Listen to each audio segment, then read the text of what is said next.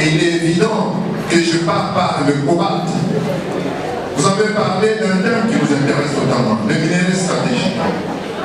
Comment vous pensez à un cobalt que nous n'avons pas encore très bien maîtrisé pour réellement tirer les bénéfices que nous devons avoir pour parler du lithium?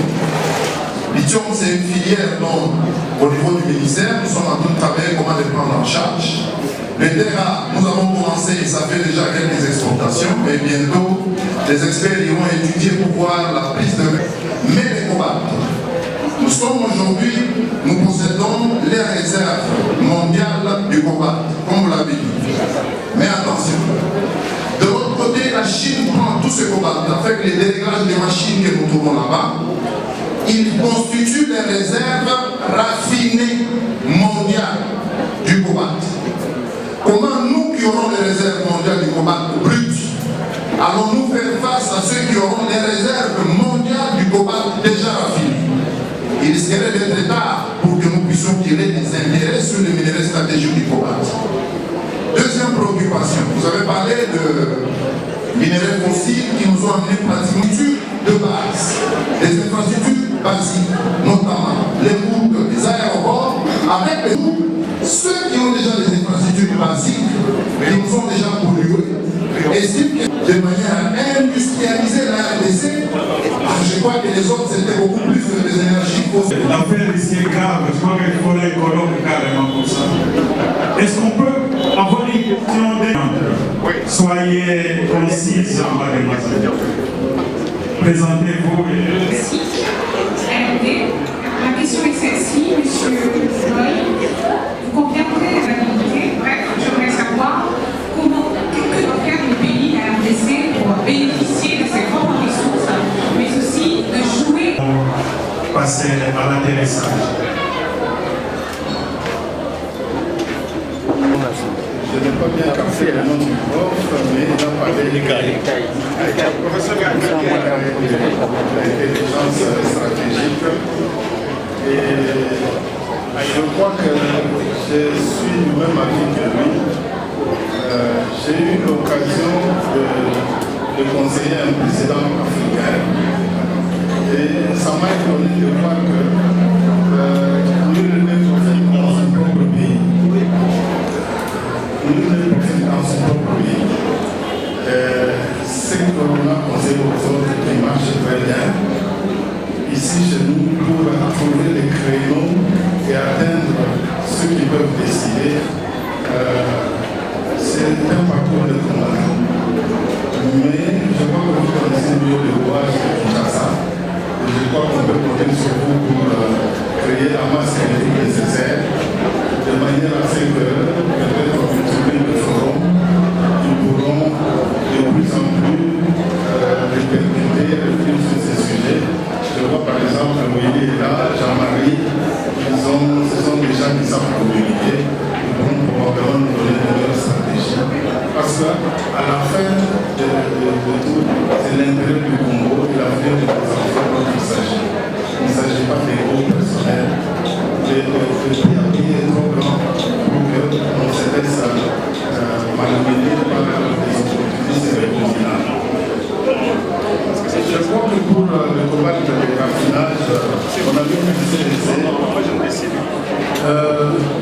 le raffinage du cobalt, c'est-à-dire sortir du cobalt hétérogénite ou du carbonate de cobalt pour aller jusqu'au métal, le seul pas qui reste, c'est l'électrolyse. Et l'électrolyse ne demande que de l'électricité. Et pour le cobalt, nous connaissons les quantités qu'il faut pour passer du précipité actuel au métal. Il s'agit de 6 000 kWh par tonne pour l'électrolyse et de 2 000 kWh par tonne pour le chauffage de la solution, parce que l'électrolyse doit se faire à une température élevée. Donc, le pas à faire, il n'est pas compliqué. Ceci est totalement entre nos mains. Je ne crois pas que nous pouvons utiliser un prétexte pour blâmer les autres, parce que le potentiel énergétique du Congo n'est utilisé qu'à 5%, et nous avons la possibilité de raffiner le cobalt chez nous. Il en sera de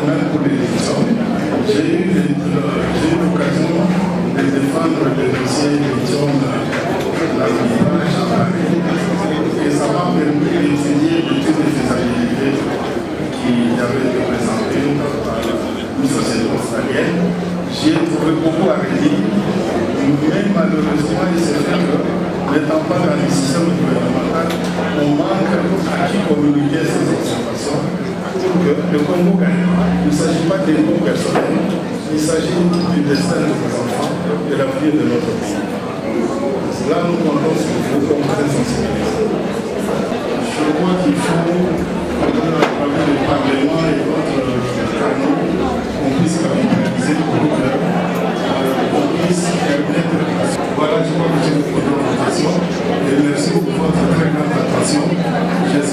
Et professeur, si nous plus concernant, oui, je vous dis le vrai pour vous. Félicitations pour tout. Raphaël, vous avez fait l'honneur à l'université.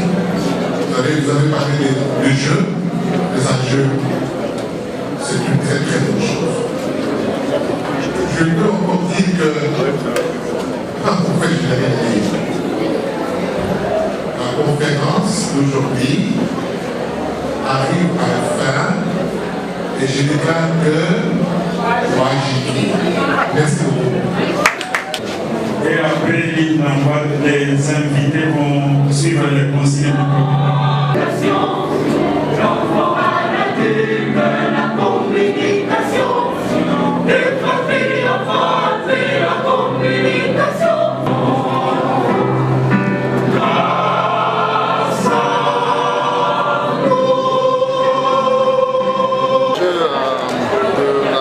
Énergétique. Et ce qui a été intéressant, il les a liés aussi aux minéraux stratégiques. Et en RDC aujourd'hui, les minéraux stratégiques, il s'agit du cobalt, du lithium et du coltan. Ça fait partie des minéraux qui ont été érigés en minéraux stratégiques. Alors, il est question de voir tous ces minéraux qui entrent dans la transition énergétique. Aujourd'hui, nous on en a plein chez nous, des réserves, même des réserves jusqu'au sommet mondial. Mais est-ce que nous avons réussi à transformer ce minerai-là au bonheur des Congolais? Voilà la question. En attendant, il y a la climatisation qui va de pire en pire parce que ceux qui avaient déjà pollué hier et qui se sont déjà dotés des infrastructures basiques sont tranquilles. Maintenant, l'exercice de leur pollution est chez nous et pendant ce temps-là, nous n'avons plus les infrastructures basiques, c'est-à-dire les routes, les chemins de fer, l'énergie, bref, tout ce qu'il faut pour que le Congo soit industrialisé. Alors, il nous faut de l'énergie. Et la démarche, il faut de l'énergie verte. Pour avoir de l'énergie verte, il faut des batteries. Et les réserves mondiales de tout ce qu'on a besoin pour avoir de bonnes batteries, c'est les cobalt, c'est les nucléaires, c'est les graphites, et c'est les lithium. Et les réserves mondiales est au pays. Qu'est-ce qu'on fait en échange de ce que nous allons sortir pour aller fabriquer les batteries et développer chez nous et au même moment lancer la RDC sur le chemin de l'industrialisation. Voilà, bref, c'est ça les enjeux de ça et c'est très intéressant. Il est important qu'on se rende compte que l'activité humaine a aujourd'hui des incidences terribles sur le climat et que le changement climatique est irréversible. Pour le moment, il faut prendre les mesures nécessaires pour aller vers la transition énergétique afin de minimiser l'impact environnemental de l'activité humaine qui a été aggravé par l'usage des énergies fossiles. Le Congo a un avantage comparatif majeur, mais généralement le Congo ne se prépare pas souvent à temps et rate la plupart des opportunités. Pour le moment, nous sommes dans une course contre le monde. Les autres pays se préparent, le Congo doit se réveiller, réunir les intelligences